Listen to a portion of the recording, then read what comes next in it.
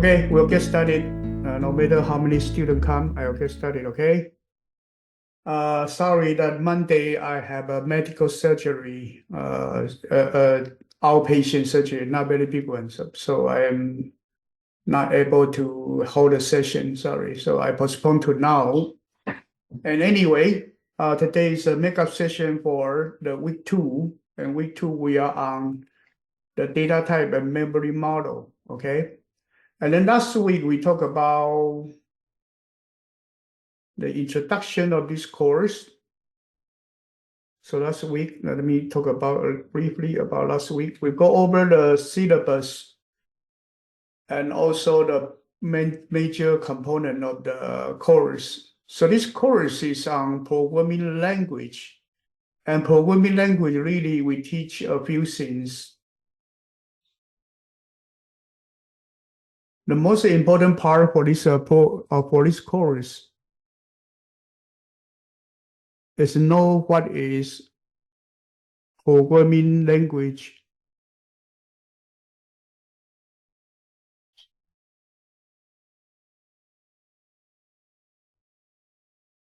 Pragmatic, okay? So you know that the textbook, one of the textbook is programming language pragmatic. So this pragmatic actually is close to the meaning of the mechanism. So it really means how programming language works.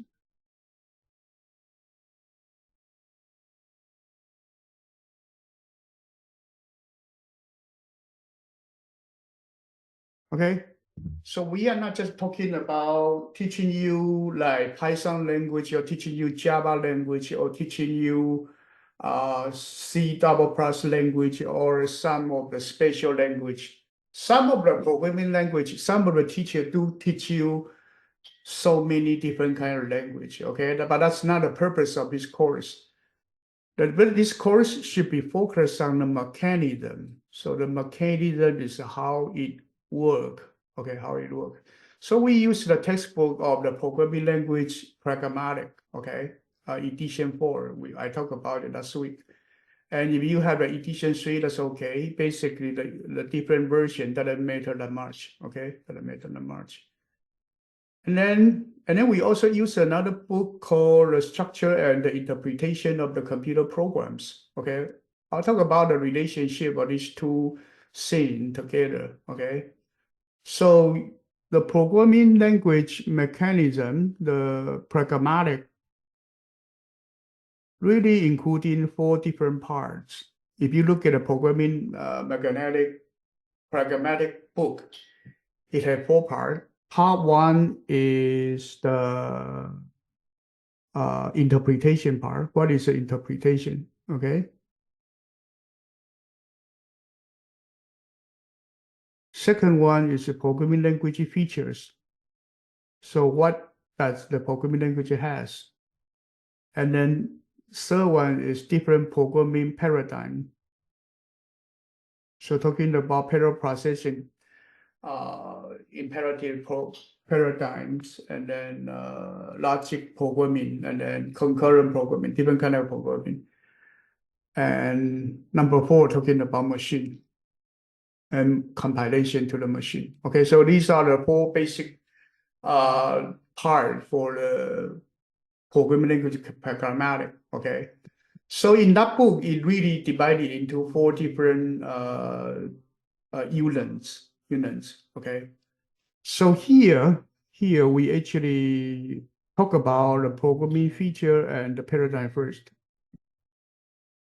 Okay, we talk about these 2 first. We use our own curriculum, and I combine the 2 textbooks feature and put these into the first few. So the first chapter 2 to 4 is on programming language features. Okay, so you're talking about memory model, and also talking about the so-called data types. Okay, and type system, type matching system, and then program structures. And then we also talk about programming paradigm, parallel programming, object-oriented programming, functional programming, and also scheme language. Okay, different. That's a part of the functional programming. So different programming paradigm and the programming features. So these are the structure of the programs. Okay. Second part is talking about the tokenization, the syntax parsing, those are the interpretation parts. So the second textbook that we use, the MIT book, is actually the structure and the interpretation of the computer programs. So basically one program that you have input program or input language, you put into a compiler and you translate to output format, maybe executable code or any other format. So this course, last time I emphasized, is focused on the translation. You translate from one language to the other. And because you want to understand how program got translated, so you need to know about language structures, are the features and what are the paradigms. And also you need to know how the interpretation being done and also the final machine code. Okay, so these are the whole topic of this course. And why are we studying this? That's because this course is very important. As I said last time, this programming language, you can consider that it's a level 4 of the programming course after the data structure and algorithm. Right here, I'm going to show you another thing.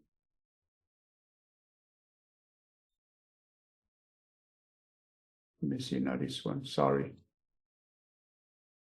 So last time I showed you the textbook, but this time let me show you the MIT Structure and Interpretation of Computer Programs. So there's one course at UC Berkeley. That's the first programming course, CS61A. That's actually the undergraduate course, the lower level course for Berkeley. So there's another one, this one called Structure and Interpret, also the same name, okay? Structure and Interpretation of Computer Program. There are video that you can watch, okay? There are several video you can watch. This is MIT Openware. We are not actually copying their curriculum, okay? So this is only for reference, not really the same, okay? I would believe that MIT course is more theoretical. We are more practical, okay? So this one is one that you can refer to, something that you can study. Let me put it into the link into the chat box, okay? So this is MIT course. So this course at MIT is also the website, and also you have the course of the 6.0303, okay? So this SIG is the department of the EECS, okay, X. Okay, 3.0337. You can look at this one as well, okay?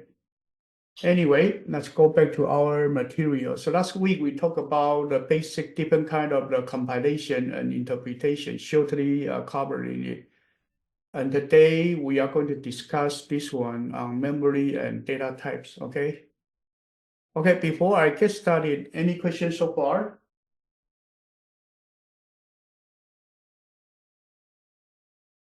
No question? Okay, no question. I'm going to get started, okay? So this type and data type is the basic of any language, okay, of any language. So right here we go into the features of programming language, okay? So as I say, we talk about the structure of the program first, and structure of the program including the data type memory model, that's in chapter 3, and also talking about the for loop structural programming, okay? Those are basic structures. So data types and the program types, program structure and data structure. These are the basic structure of the programs.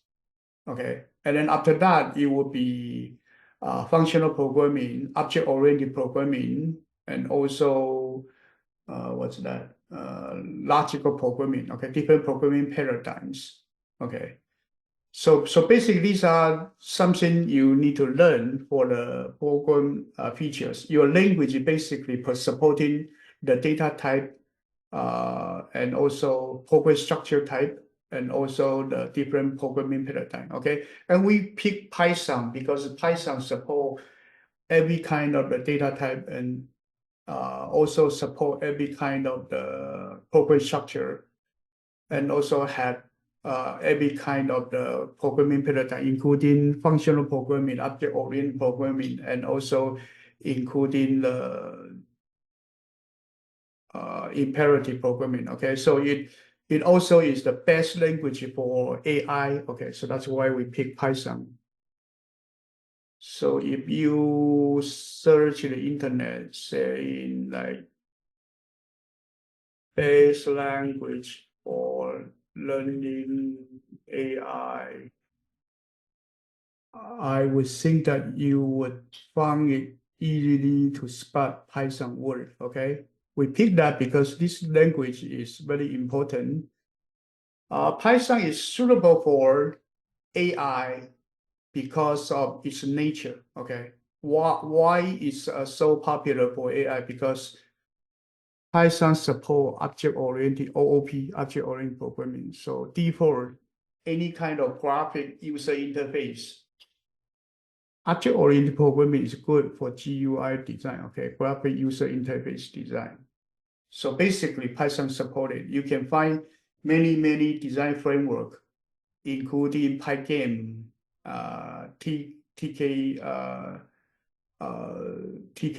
Inter, okay, and also you can also find Python Qt, okay, Qt system. There are quite many different kind of user interface you can choose in Python. Okay. Besides that, Python also have good numerical processing. So there are NumPy, SciPy, okay, Pandas, all kind of the support for data. So basically, Python is the best language for data science as well. Besides that, Python also have PyTorch, Python TensorFlow. Okay. Also support AI. Okay, so data science also support AI. Also Python support functional programming. Okay, functional programming is important for AI because when you do deep evaluation of your searching tree, functional programming or recursive programming will be very important. Okay, will be very important. So because it supports so many things, and if you compare other language, you can barely find another language that can support so many things. Probably you can also find C++ can also support it. But C++ has a big problem of being memory leaking, okay? So C++ have primary problem is memory leak. And it doesn't have a virtual machine. So it actually also is a platform dependent. So that's why people don't pick Python, C++ as the main language in AI, even though there are a lot of high-speed programmer for acceleration using C++. But I believe that those are very top selected programmer would do that, okay? Typical normal AI beginners would choose Python as the language. Okay. Any questions so far? Hello? Any questions so far? Okay, let's go back to the memory model. So every language has its data type and also the memory model. Okay, so this chapter 2 is on data type. Okay, so on data type. So before we go into the data type, we need to know about what is data. Okay, what is data? So data is something you actually get from the real world. Okay, from the real world. So you basically have two types of data: quantitative data and also qualitative data. Okay, so qualitative data you say is good. Okay, that's a qualitative data. Maybe color. Okay, color is qualitative data. There's no numbers associated with it, but you still want to use it to categorize some data. That's actually qualitative data. The other type is called quantitative data. So quantitative data, basically you have the integer and the real number. Okay, you may also have complex number. Python also support it. Okay, so basically you go into the numbers. So these are basic two type of data that's supported by your programming language. Okay, so before you go into the data type, you need to know about what type of the data you want to process, which language you should choose to support the data type that you want to have. Okay. So basically two type of data, quantitative data and qualitative data. Okay. So for data science, you need to know nowadays, you need to know about what is data science. Okay. So basically nowadays, three things are important in CS in computer science. Okay. So three important things in computer science. One is acceleration, computing speed. Who is responsible that you may find the GPU is responsible, that your media is responsible for that. Abaco is Broadcom is responsible for it. Okay, so you try to find the best fastest programming tool you can have, including the hardware. Okay, that's acceleration. Second part is your algorithm and the model. Okay, so a company like OpenAI is working on this. Google DeepMind is working on this. Okay, and maybe recently DeepSeek. I would believe that there may be more than 20 of the company in China is actually working on similar domain like DeepSeek. Okay, I think DeepSeek is only one of them. So they try to use a minimum number of the GPU in order to make things work. Okay, but algorithm and GPU both are very important. Okay, both are very important. And third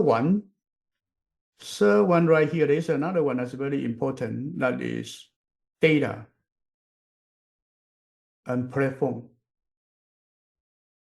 Okay, and data and platform, which company are responsible for this? You hear like Databricks,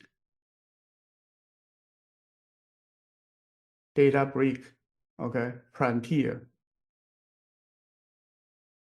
You hear Frontier is more for platform, okay, and also Anyscale, and also Scale.ai, okay. These are the company that actually more in data or platform.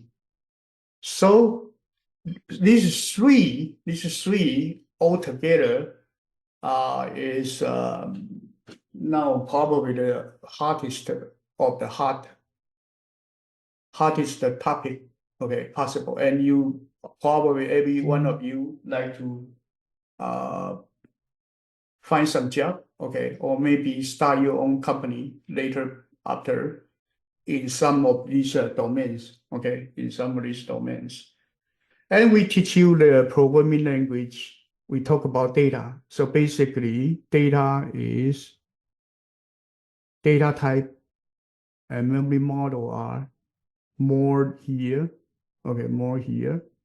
And you support your algorithm. You use your language to support that.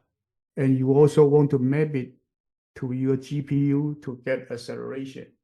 Okay? Is that okay so far? Hello?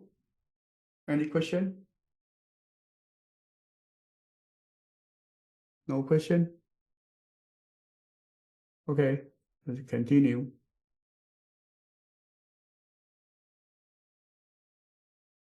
Okay, so basically you collect data and then you need to have different data types. So based on your language, you actually would clean up your data and then make sure the data is compatible with your language. Okay, and later you will do learning and also doing data visualization. That's okay. That's later things.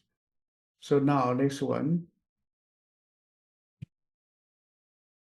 So there are different kind of a data type and different language have different data type. And so you may find Python language, the data type is very simple. Basically, they just have four type, Boolean type, okay, string type. And string, actually, they don't have difference between character and string. They just one string type, okay? And then you have integer type, and you have real number type. These are the four data type they have. And these are two type are actually can be considered as one type as a number, okay? So basic Python doesn't have too many type, okay? If you want to have more type, then they have default complex type as well, but that's not normally used. You can also use NumPy, and NumPy will give you more type, more integer type, or different, say, C++ may have 8-bit integer, 16-bit integer, 32-bit integer, but in Python we don't, okay? But those number of bits, different type of number, if you need that, NumPy does provide, okay, you can look at NumPy, the data type. But basically, you choose the best data type to represent your data. Also, you find the right set of the operation that can operate on it.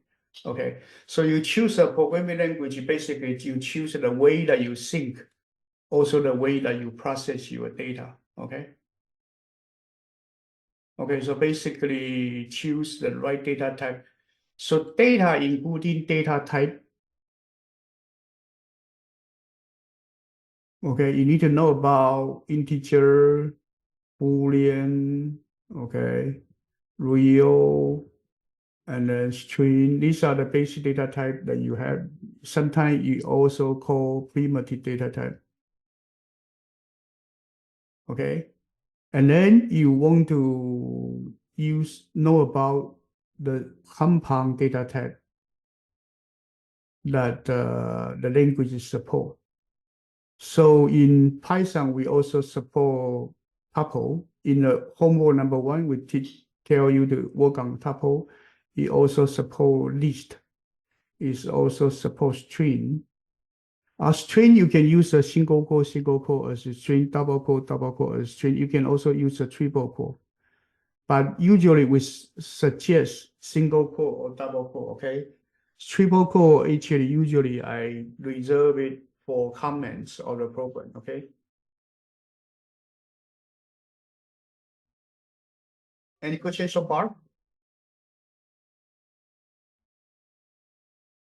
So compound data type, you have the tuple, list, string, and also possibly the set, and also the dictionary, okay? So the basic data type that you need to know for any language, basically you need to know Python data types versus Java versus JSON, okay? So I believe that you need to know about these. Minimum number of the minimum data type that you need to know is this chart. Okay, because a lot of people build data on the website, so they need to use a JavaScript. And then you also may want to use Python as the design framework or your backend. So basically, you need to know about the relationship of JSON and Python. Okay. So basically, you need to know about the relationship here. Okay. Anyway, you can study this chart. Okay.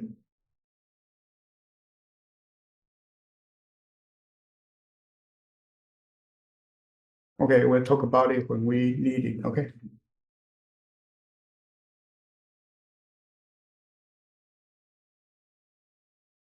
Okay, so you choose a language and you find the right data type to process your data or to store your data. Okay.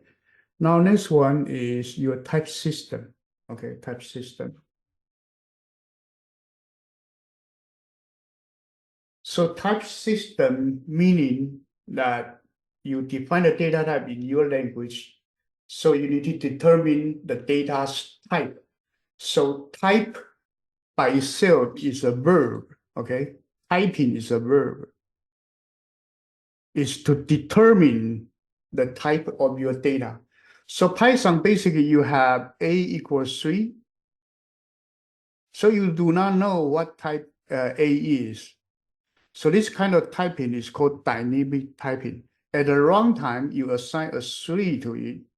So you know that this A actually is a integer. So this A later may be divided by 3 is stored to B. So this one divided by B is a real number division. Double slash is integer division. Single slash is a real number division. You will create a real number for it. So the right side, A actually is an integer. Divided by 3, it becomes a real number. So this determined at the runtime is called dynamic typing. Okay.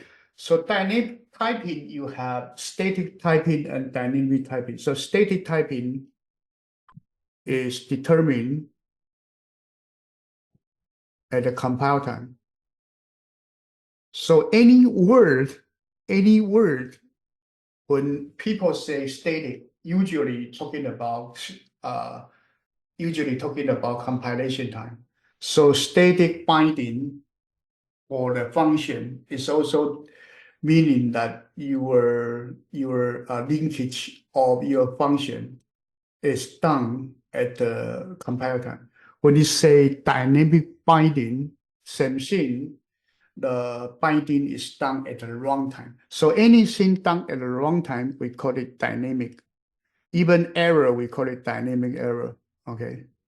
So when it is done at the compile time, we call it static, because once it's been linked, it will be linked forever. Whenever you run, it won't change. So that's called static type. Okay. So when your data type is determined at the runtime, you call dynamic typing. And when it's determined by the run compile time, we call static typing. So your language by this static typing or dynamic typing can have 4 quadrants, okay, and strong typing and weak typing. So weak typing means the language type is not strongly enforced. Okay, so JavaScript says sometimes you can compare 1 with string 1, you can compare it, okay? Even the equality may work because it's weaker type, okay? So if you have a stronger type, they don't allow you to compare two data of different type. Okay, they're not allowed. So if your type is strongly enforced, that's called strong type. Is weakly enforced, is called weak type. Okay, and then if the type is determined at the compile time, we call it static type.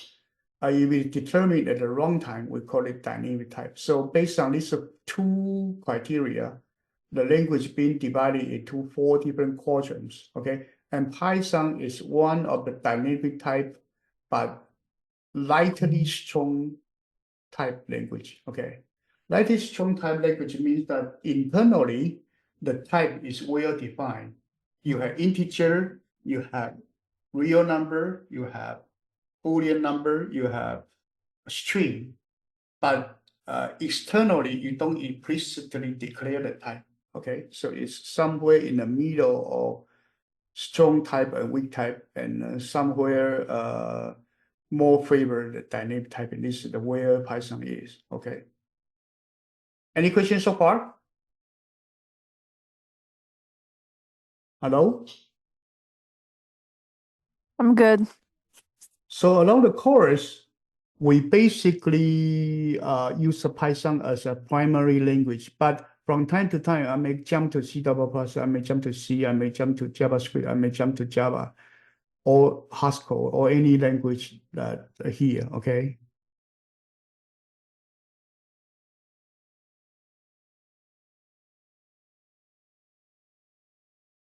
Okay, and common list is a strong type, okay, common list, but not static type.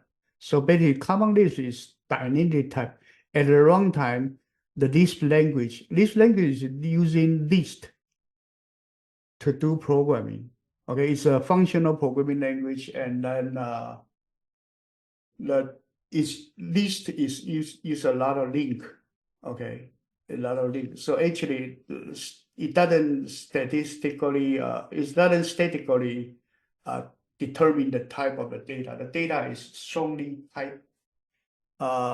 It's integer is integer, real number is real number. Okay, so it's a strongly typed, but it actually will be statically determined. Okay, ADA is static type. You need to declare the data type. Passcode is statically typed. Okay, it's being declared when you declare the variable. Java is strong type and also statically typed. Okay. Okay, whatever.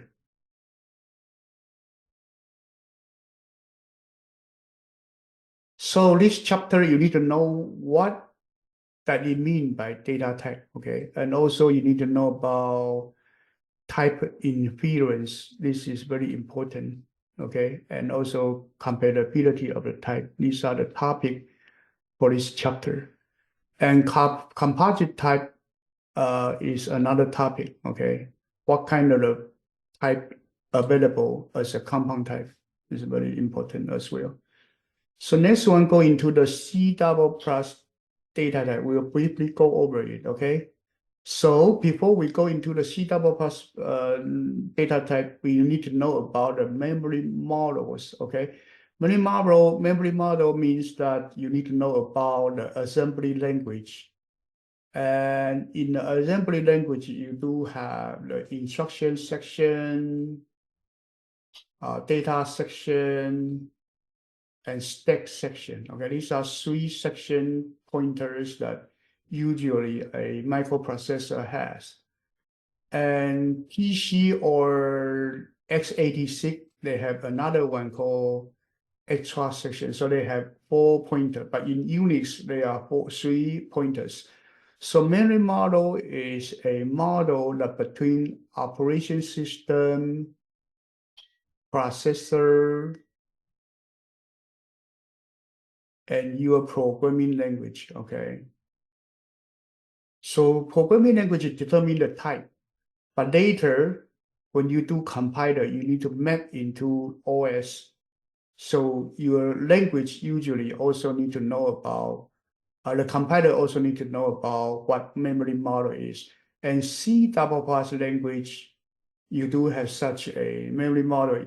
Basically, you have a stack section, and stack segment actually has a stack pointer and a heap. Okay, so your runtime memory, dynamic memory, anything that you use a memory allocate or use new will be created in dynamic memory. Okay, in the heap. Any local variable is in the stack. Okay, any constant or global variable is put in the data section. and any of your program is in the instruction section, okay? So basically, you need to know about this different memory model. Anyone has question about this memory model? Any questions so far? Hello? No, I'm good. So then I have a question. What's the relationship between C++ language memory model and Python memory model? Anyone know?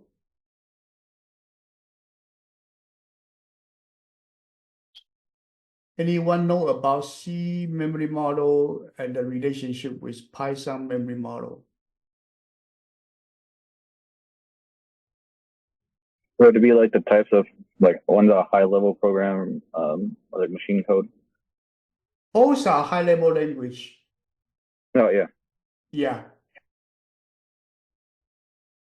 Both are high level language.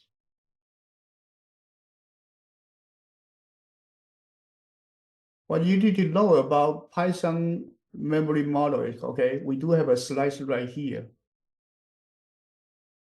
So basically, lower level, when you create object, it's by memory allocator C.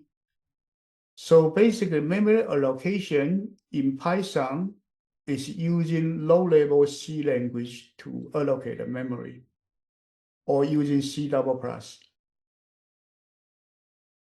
So on top of your Python, you do have a Python virtual machine. So Python virtual machine run the Python virtual code, the PYC code, the Python's compile code. Those code is a bytecode similar to Java bytecode. That would be run on Python virtual machine, and Python virtual machine will run on C language and the memory of the OS memory. So basically, the lower level of the memory model is also C++ memory, the same. Higher level, you are working on Python memory model. So Python memory model is on top of C++. Is that okay? So Python memory, even the integer is an object. So Python is a pure object-oriented programming language, but it's actually on top of C++ memory modules. Okay, these are concepts that you need to learn here. Any questions so far?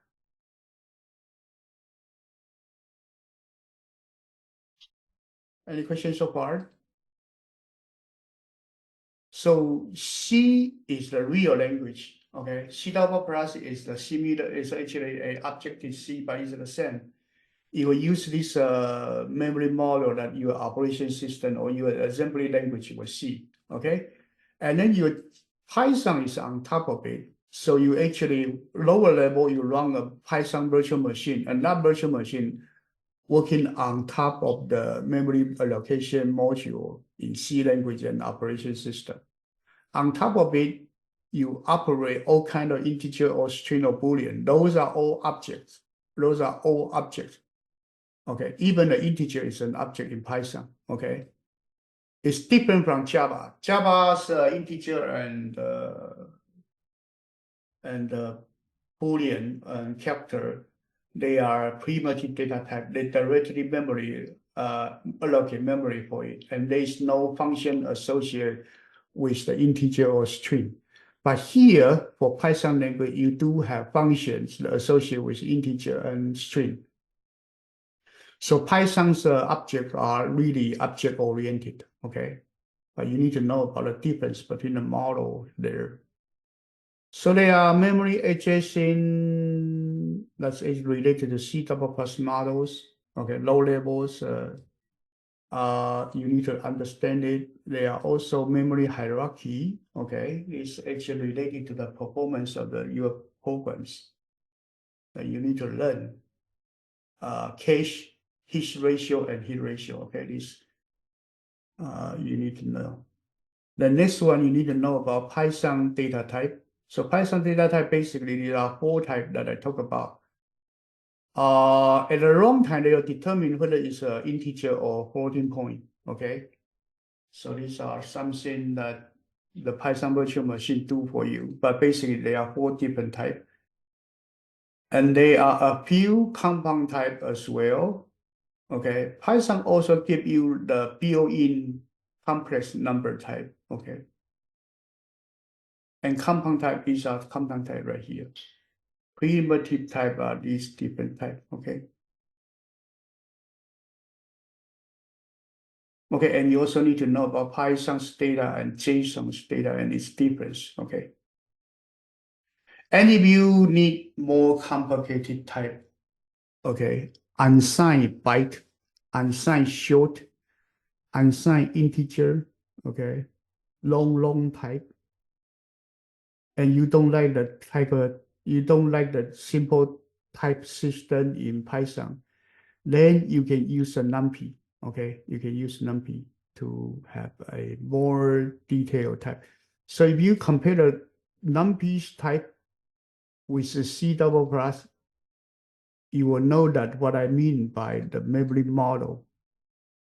Okay, so NumPy actually give you more detailed type that the C double plus give you. Okay, so as you can consider that Python is a slowed down version of the C double plus, but they give you the more detailed object-oriented programming. Okay. Okay, next one, after the data type, you need to know about the expression and value. Right here, you need to know about how the operators work, okay? So usually you are okay because this one basic programming or supported, okay? So that's fine. Naming of the or for the programming, I think also fine. Everyone knows how to name a program or variable. So I think that's okay. Compound data type, okay, compound data type. Now, compound data type, you have structure, you have union, you have string, you have tuple, you have array, you have list, you have dictionary, you have set, you have pointer, you have file. Okay, now let's talk about that what Python don't have. Python don't have pointer. Python don't have union. Python don't have record. Python has array, has string, has tuple, has list, has set, has dictionary. Python has file. Okay. So let's talk about those that Python don't have first, and then we'll come back to what Python has. Structure, okay, structure. Structure, C language has structure. So structure actually is a composite type, compound type, or whatever data type you have. You can put two, you may put two of the variable in one compound structure. Okay. And in C double plus, the structure type actually is a mini class. Mini class means that it has a constructor, but no inheritance, no polymorphism. Okay. Python doesn't have this one. Okay. Python doesn't have this one. C language has this one. C double plus has this one. Okay. Let's look at the C language example. Okay.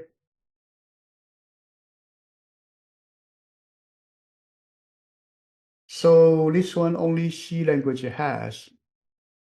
Let me open a new folder.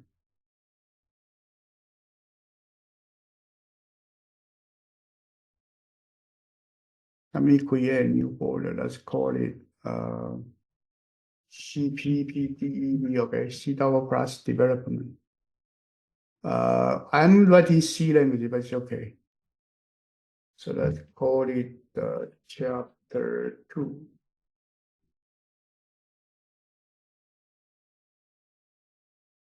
I have a typo.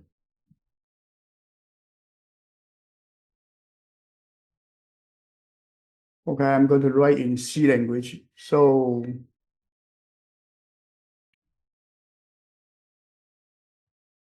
let me call it point. That's C. Okay. So in C language, you actually use include, okay, standard IO .h, okay.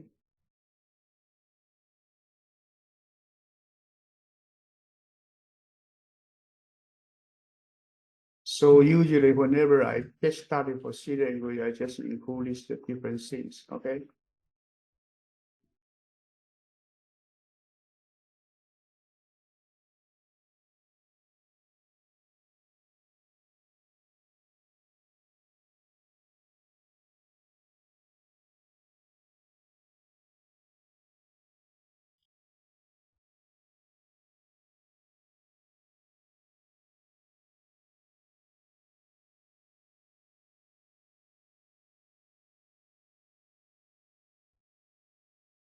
Okay.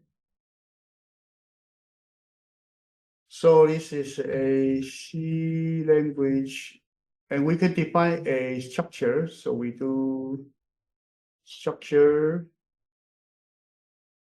point.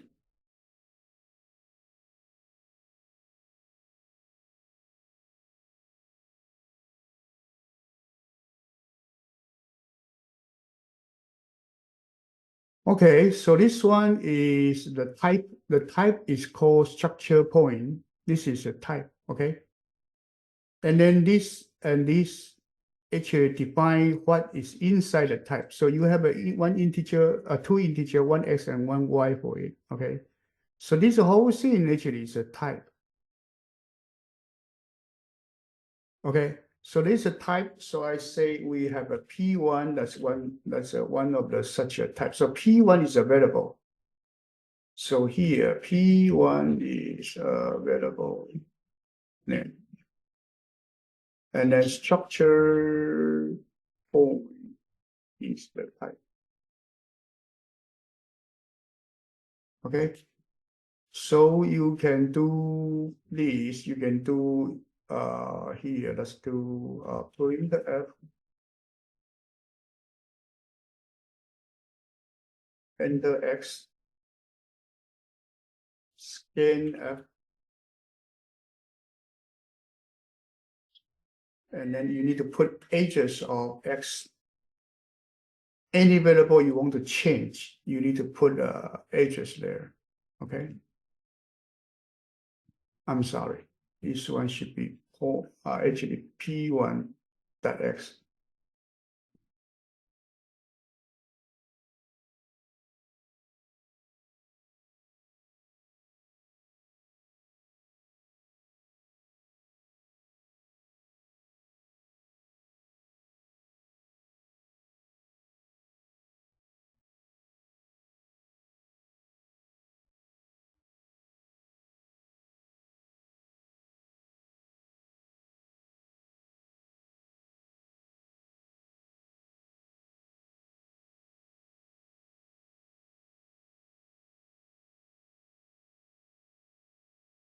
Okay, so here you do create a record or structure.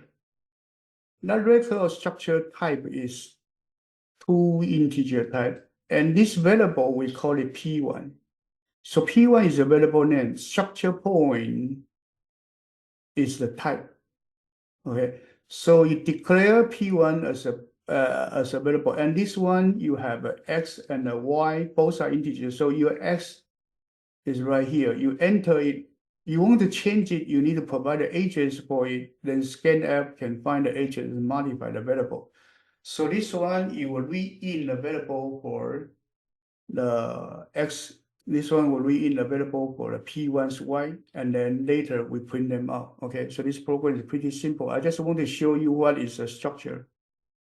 And because this is not available in Python, so I demonstrate it in C language, okay? And then we are using Visual Studio Code, okay? If you need a compiler, I can show you how to download it later. If you have question, you can let me know, okay? So to compile it, you use a new terminal, GCC, okay, and then boom, C-O, boom.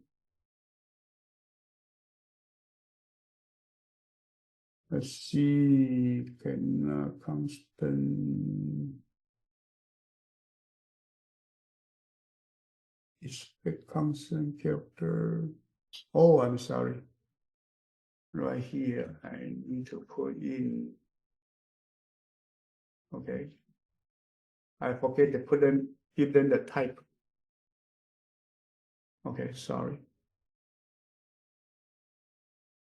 I forget to give them the input string type. Okay.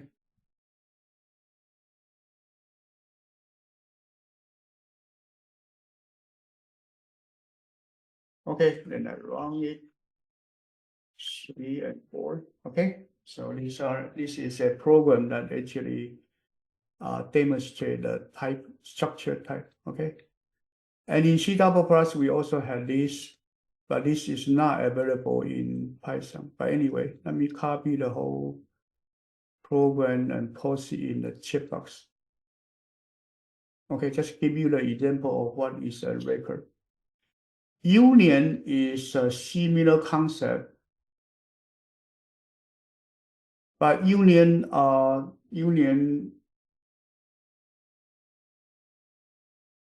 okay, record is that you have a compound data type, two numbers, okay, integer.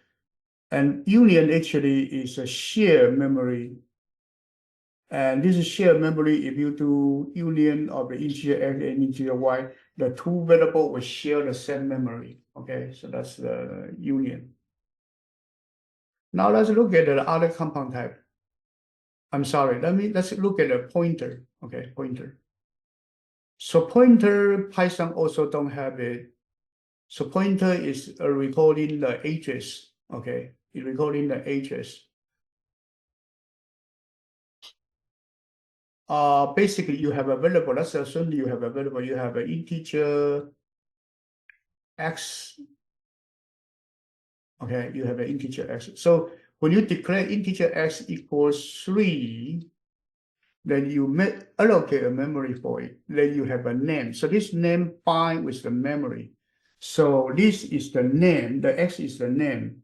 And then let's assume this memory is called AA44. This is the hexadecimal address number.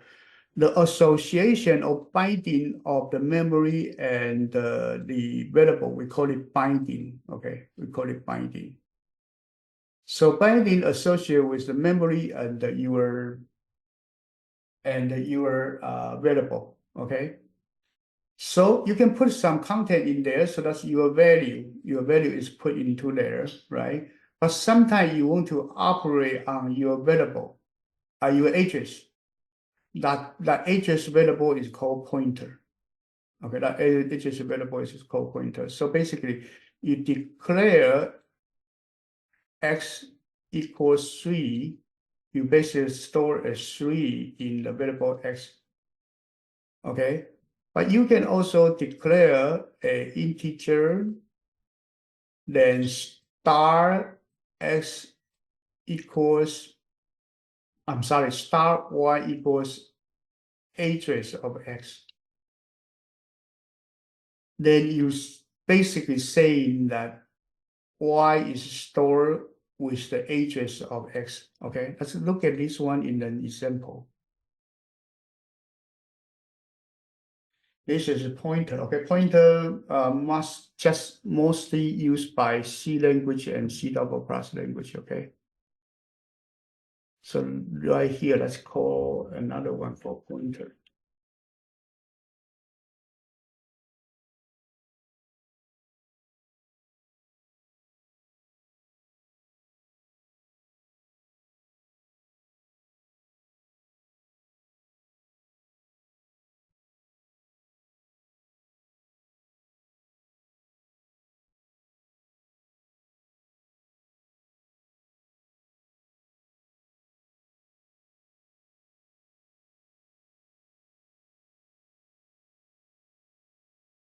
Okay. So now you can declare a variable called x equals 3. Okay, you put some value in there. Now you can declare another number in another variable called star y. Okay, this star sometimes I call it body. Okay, body. So x equals 3. There's no problem. You put a 3 in x, and then body of the y. Okay, body of y is an integer. So body y pointing to a integer, because y's body is a integer. So we can say y variable's body is an integer. Then y stored with address of x. So this called address. This called body. Okay, or sometimes you call it object. But C language doesn't have object, so I call it body. So basically, what I want to say is you understand it by the body of y is an integer. So body is y is a pointer. So y pointer store with the address of x. So you store address of x to there. So let's do this. Okay, let's do print f value of x.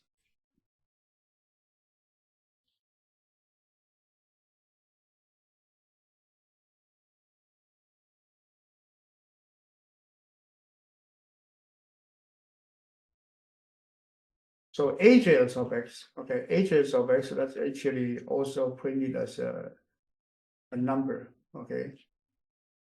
And then your y is storing address of x, so I can print out y as the address of x. And I can also do print out the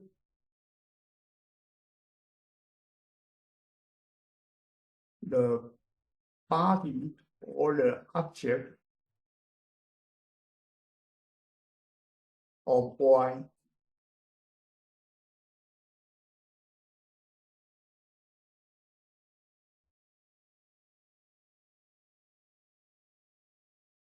So whatever the value that y pointing to is called the body of y or the object of y. Okay, x, so x store with 3. Okay, and then the agent may be AAF4. So y is a variable pointing to x, so y store the value of the AAF4. So it's pointing to here. So when we talk about body of y is right here, is the value that y pointing to, so it will give you 3. Well, here you assign address of x to y, so this value will be stored in y. Okay, this is the relationship between the body and the object and the address. Okay, so let's do GCC pointer, that's C dash O pointer.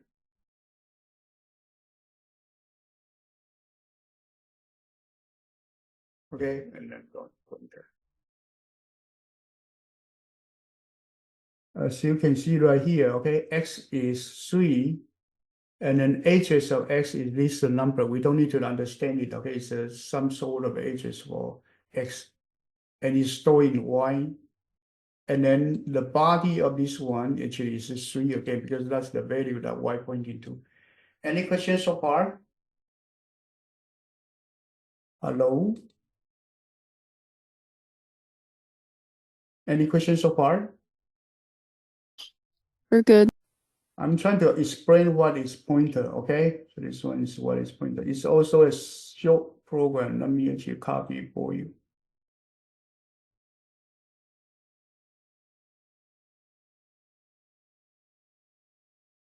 So this is show you the feature of some language that may have pointer, but Python don't have this one, Python don't have this one, Python don't have this one. Okay, let's look at these different things.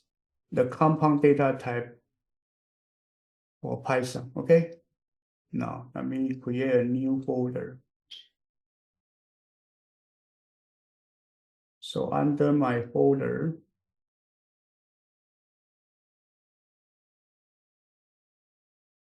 for this course, Louis 46K, okay, we have C double plus development directory. So I'm going to create another one called Python development directory, okay? And under it, I'm going to create chapter 2. So every week, I may give you some example program, and I'll put it here, okay? So chapter 2, that's change folder to there.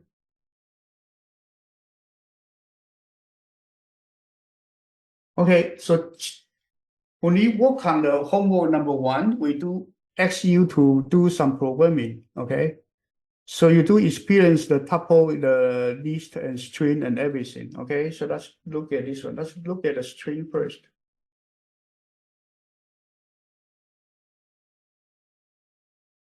Okay, so string in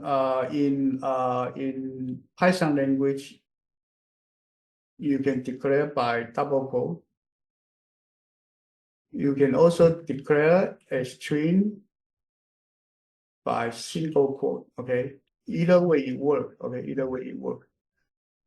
But most important part is the slicing, okay? You need to know about the slicing. Slicing is the indexing part. So slicing, you basically have 3 numbers, okay? You have 3 numbers. So those 3 numbers are basically your start and your end and your jump numbers, okay, or string. Okay, so if you just work on a single number, 3, okay, let's try different string to be easier.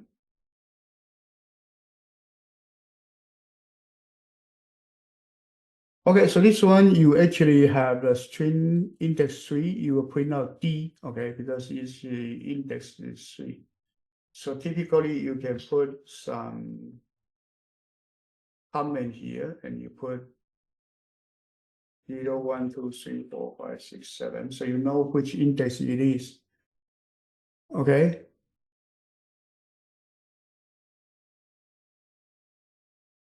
So this one you print out D, okay?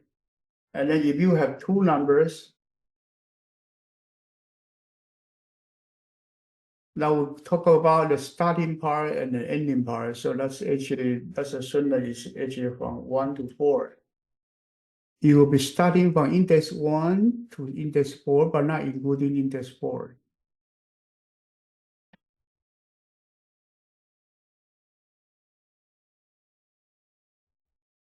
Okay? The ending one doesn't not included. So you got B, C, D, E, number 4 is E, okay, not included. Okay, next one is your let's assume that we actually have the starting from -1 to the end, okay, and then -1. This one will be the reverse of string because it's starting from the negative index -1. So when you got the negative index, you really starting from the end. Okay, so negative index, it will be minus. So here it will be minus, this one is 7, 6, 5, 4, 3, 2, 1. Okay, so G is -1, okay, and then A is -7, okay. So these are the index. If you use a negative index. So it's starting from -1, that's actually the last index, that's this G, okay? And then end to the end of the other one, so there's no value there. So it gets started from the first one to the end. And then every time it jump by -1, so it go backward by 1.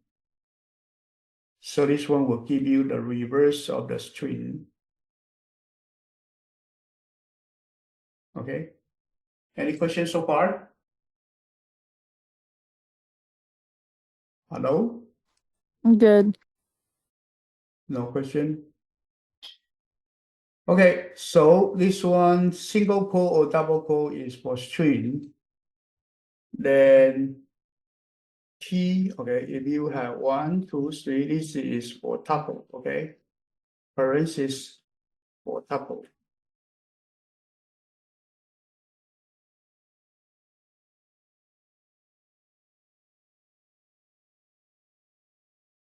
Okay, and then brackets for list.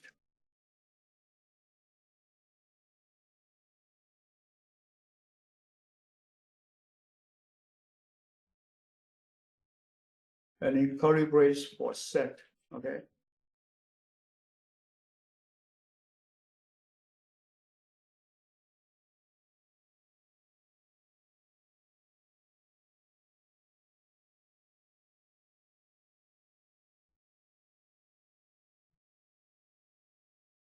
And then key value pair separate by comma.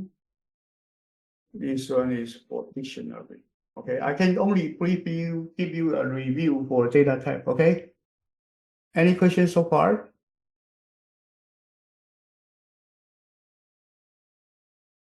Any questions so far? No. Okay, so these are the 4 compound data type for Python language, okay? Anyway, we briefly go over it quickly. So here we do have different chapter talking about string, list, set, and dictionary, okay? And in the video, we do have the complete introduction for it, okay? So this part, I just briefly talk about it up to here, okay? Up to here. Okay, so if you don't have enough data type to use, then you need to consider the compound data type, okay? So after the set dictionary, every type, okay, you can watch the video for this different type. Then we talk about the NumPy data type. So NumPy is optional. NumPy is an extra package on top of a Python, okay? So here give you the different NumPy use, okay? So NumPy actually is so important. So if you write homework using NumPy is actually legal, okay? I take anything that actually, if you use a NumPy, is all allowed, okay? Because basically NumPy cover all kind of the number data science operation that you need, okay? So here you can see we do have some part to talk about how to create NumPy array, NumPy matrix, and NumPy tensor, okay? So here talk about what is a scalar, what is vector, what is matrix, what is tensor, okay? So scalar is a single variable called scalar, okay? One-dimensional data is called vector. Two-dimensional data is called matrix. Multiple directional data is called tensor, okay? So you do see Google have the TensorFlow processor. TensorFlow, okay, Tensor.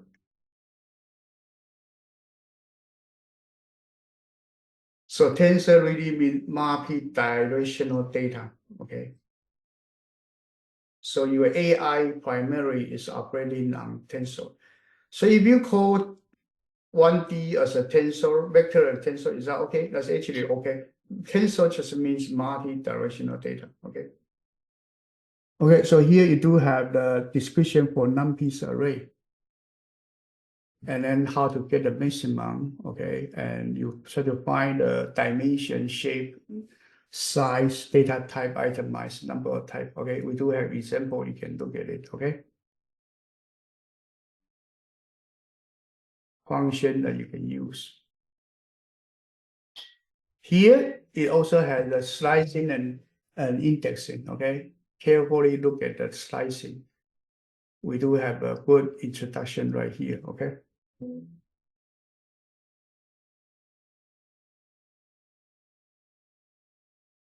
Okay, matrix, we don't strongly work on matrix in this course, but we do have this introduction part right here. Okay, you can also study.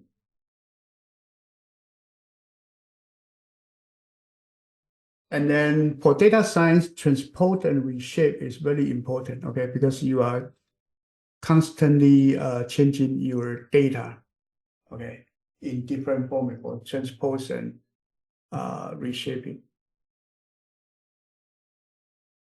So you must study this part.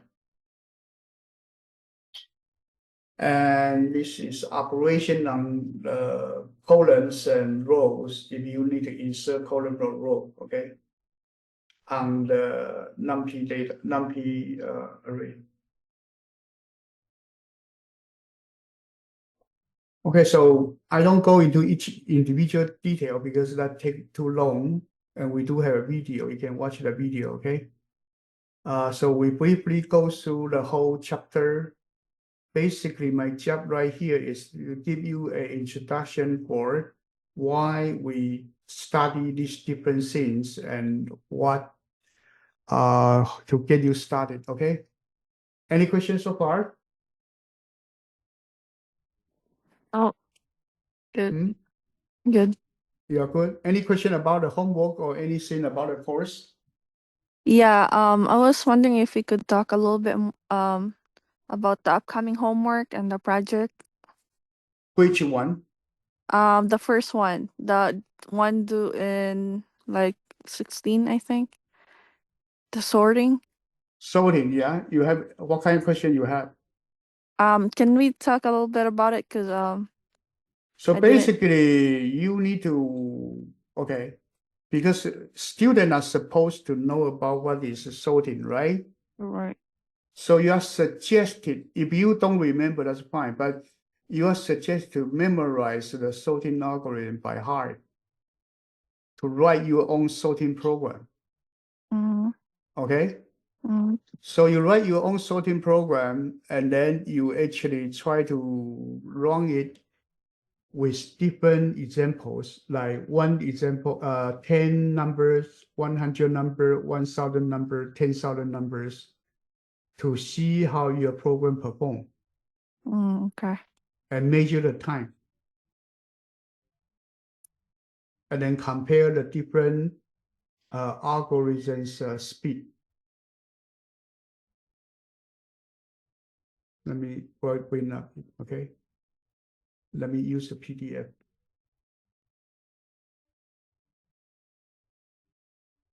You can download from here. This one is download, okay? Okay. So basically, this one is you kind of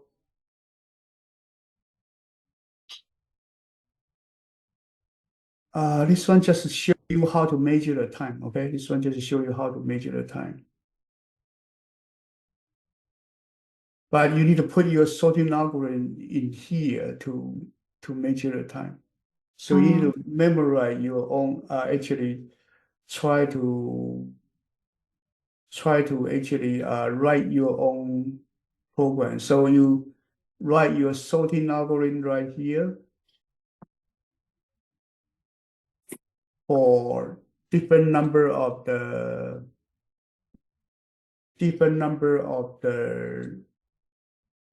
element for sorting, and then measure the time, and then and put it into such a log chart. So this log chart, you need to use Matplotlib to plot it. Okay? Yeah. Is that okay? Yeah. If you don't know how to do it, I do have I actually send you guys a video. That one is what I teach in Python language.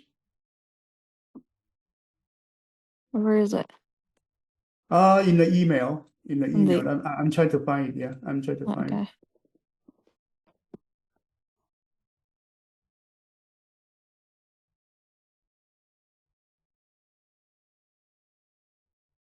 This one. This one is say that if you don't have a Python background, feel free to whatever. Okay, this one is a Python course. Mm-hmm. And it is used to teach the high school students, so it's not really hard. Okay, it's not really hard. So it come from, okay, actually it's backward. Okay, so the chapter 1 is, so here is the introduction for Python. That's actually pretty simple. Okay, this part very simple, very simple, very simple. So basically, I think you can get started from. You probably can get started from here, from Excel chart. And you will talk about how to do charting. Mm-hmm. Is that okay? Starting Yeah. from chapter 5 and above. So that would give you the basic teaching of different charting. So let's actually look at this one. Which way better after you Okay, it's going to teach you how to do charting. 350 times? Okay, this Yeah. is chapter 6 number. Teach you to do different kind of charting. Okay, Yeah. if you still have question, you can let me know. Okay, Okay. in terms of installing the software and everything. Okay, I can help you. All right. Thank you. Any other question? I think I'm good. Yeah. Okay. Thank you. Okay, then let me know if you have question. Okay, that's it for today. Thank you. We'll If see you no- next week. Okay, see you next week. Bye bye. Bye now. Bye bye.